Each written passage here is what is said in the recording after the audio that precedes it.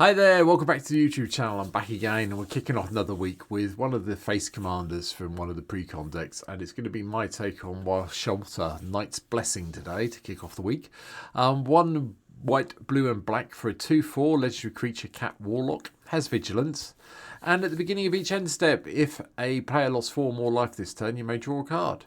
And whenever you cast a non-creature spell with mana value 3 or greater, while Shelter deals 2 damage to each opponent and you gain 2 life.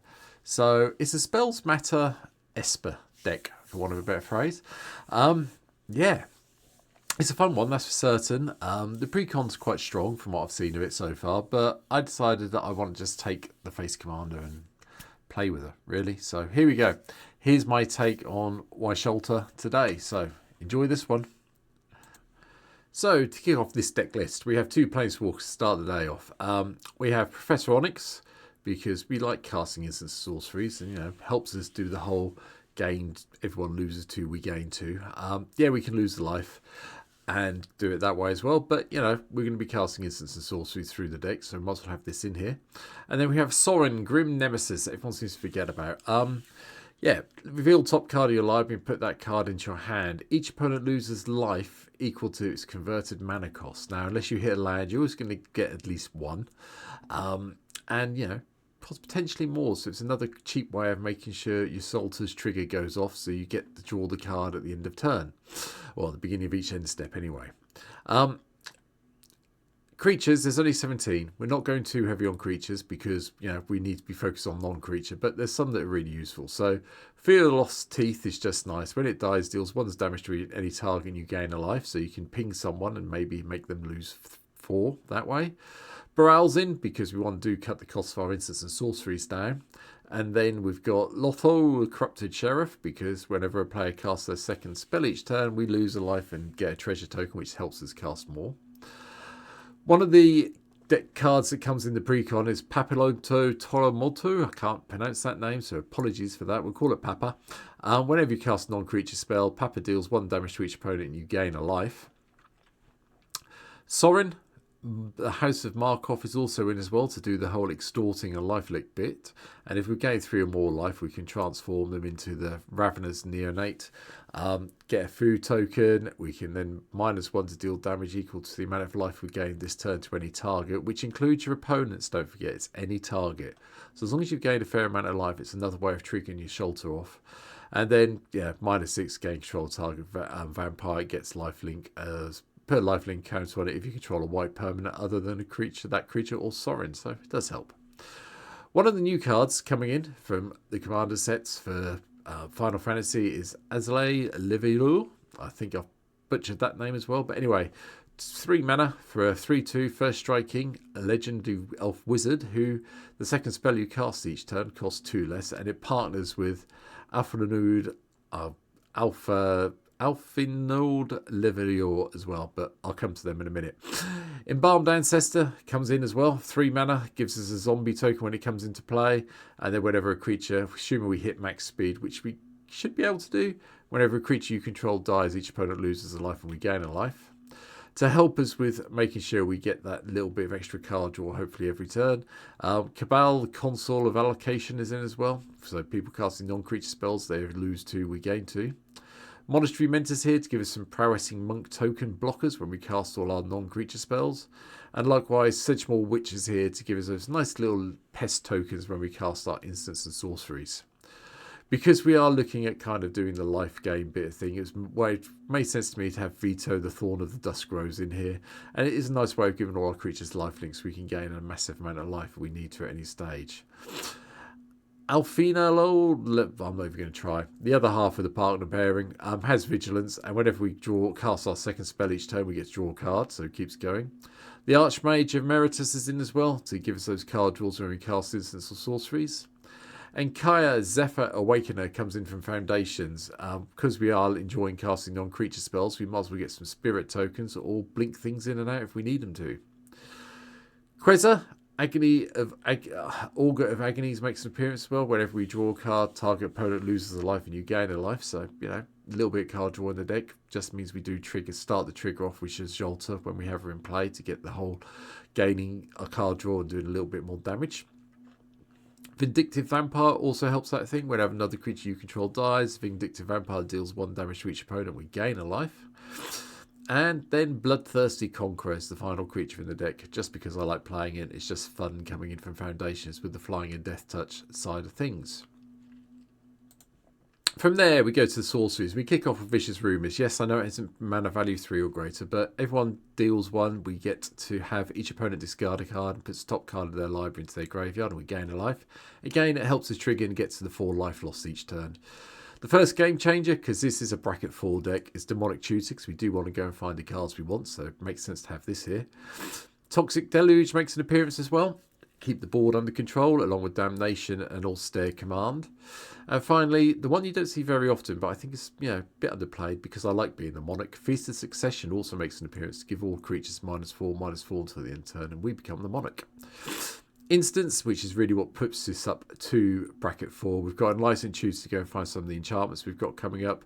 Path to Exile, Swords of Plowshares to remove those annoying single target creatures. More of the bracket breaking cards with Vampiric Tutor.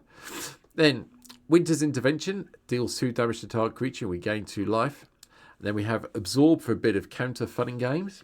Generous Gift to destroy that annoying permanent and give them an elephant. Again, it's still a 3 mana spell, so it does trigger your Shelter. Void Rend, just to blow anything up we don't like. And then Obtruse Apparition coming in. It's devoid, so it gets around some of the weirdness, but exile target non-land permanent. You may cast that card for as long as it remains exiled. You may spend mana of any colour, so it's the colour of the mana to cast that card. Yeah, bit of an interesting instant to take care of things with.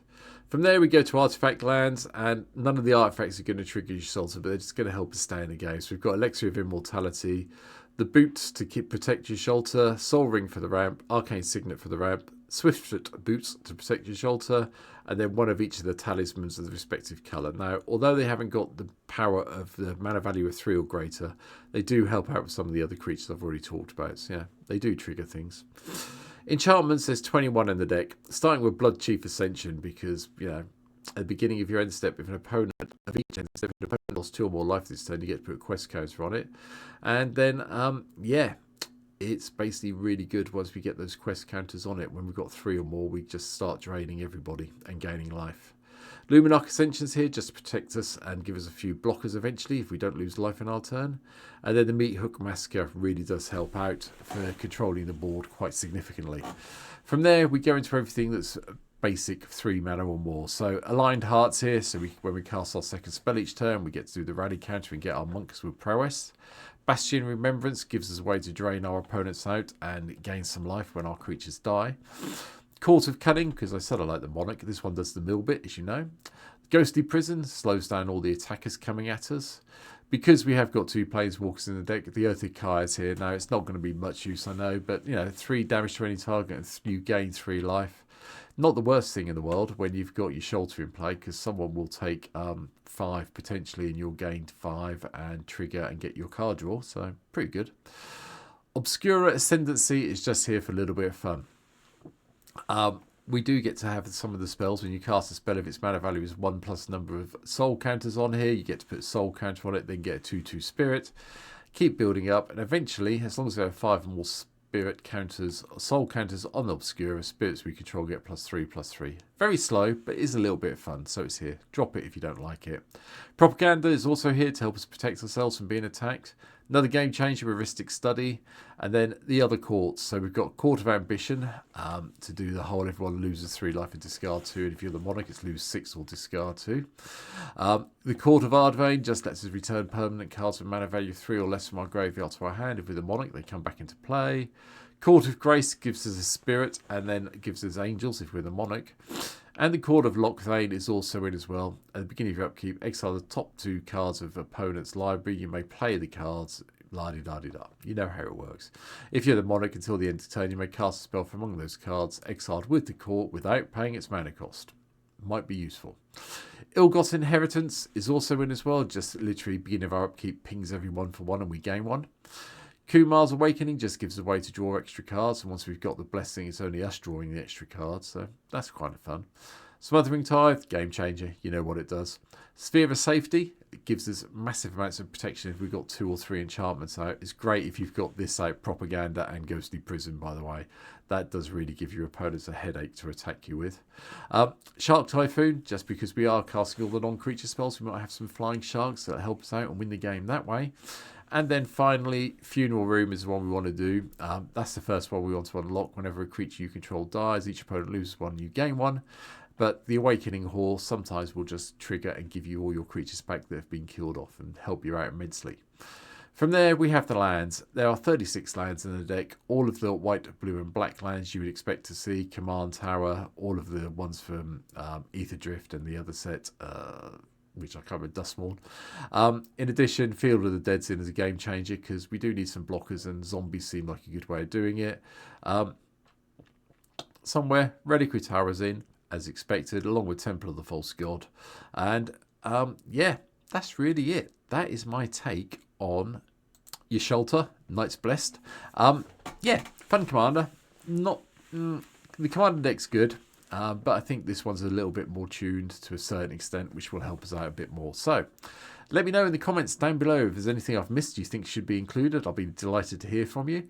Likewise, if you haven't been here before, I'd really love it if you could hit the subscribe button as well. I'm sitting at 692 as I record this video. That may have changed, so I'm recording this quite a way in advance of this being released. And if you want to see me play this deck, once I can pick up your Shelter on MTGO, if you can come and follow me on Twitch, and I'll be playing out the commander decks I've been talking about for the last few weeks. But that's it for today. Hope you've enjoyed it. I'll be back tomorrow with another one. Take care. Bye.